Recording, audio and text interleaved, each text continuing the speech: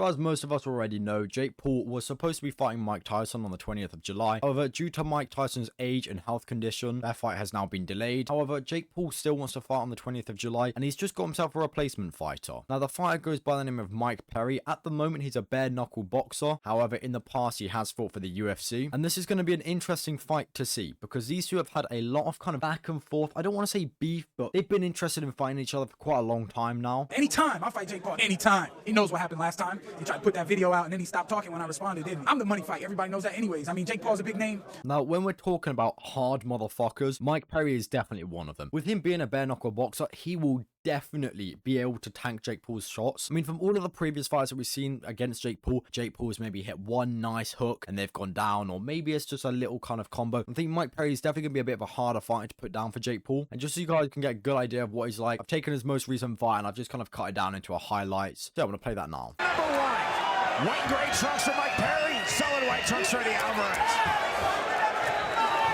Right uppercut misses from Perry. That's a flashy touch to it. There's the left hand from Alvarez.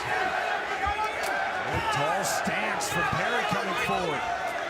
The red corner steps in and calls a stop. So he did actually win that fight, but if you look at his face, fucking hell, he's beaten up. If Mike Perry's going to try and bring these skills into boxing, it's not going to work too well, because although the two sports are both combat sports, they are quite different. I mean, when we saw Jake Paul fight Nate Diaz, Jake Paul was obviously going to win that from the get-go. He's been training boxing for the past 4 years, and Nate Diaz has been training UFC fighting, where there's so many different realms of it. And I think we're honestly going to see a very similar thing here with Mike Perry. I'd love to see Mike Perry show all of his fucking power and tank loads of shots from Jake Paul, but I just don't think we're going to really see that. Anyway, his record is quite interesting. If you go onto UFC.com, you can actually find it. He's lost his last 2 fights. However, he's got a couple wins, nothing too crazy. I mean, he's been fighting for definitely quite a long time. I mean, having his first fight back in 2016 and one of his most recent UFC fights being in 2021. However, he's still lost 8 of his 15 fights in UFC, and this guy is just not an S-tier fighter. I think he's going to be quite easy pickings for Jake Paul. I really don't want to take away his aura from how fucking strong he is in bare-knuckled boxing. I mean, the guy is actually scary and very violent. But when we're putting him up against Jake Paul, as sad as it is to say, I don't think he's going to win this one. I mean, this really is a traditional Jake Paul move here. If the Mike Tyson move wasn't bad enough, he's literally just taken another non-boxer. Yes, he's bare-knuckled, so Jake Paul, you're getting closer. Well done. But he's still not there.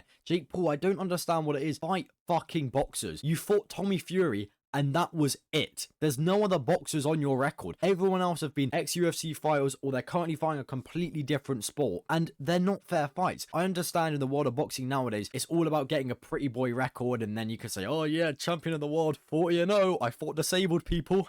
Ah, look at me. But it's so fucking lame. I mean, if we look back at historical boxing, it is the best of the best fighting each other and just fucking hammering each other, and every single fight had tension and excitement. However, Jake Paul, you are killing boxing. You're fighting people that don't really even box. They've trained fighting, they know how to fight, but that's it. It's kind of lame. Anyway, I will not be tuning in for this fight whatsoever. I'll probably have a look at the highlights just to see how Mike Perry did in the ring. I'd be interested to see how he performs against Jake Paul, considering he's coming from bare knuckle to boxing. I mean, taking hits will definitely be a lot easier for him. However, in boxing, it is a lot more consistent shots, so I don't know what we'll see. But yeah, that's about it. See ya.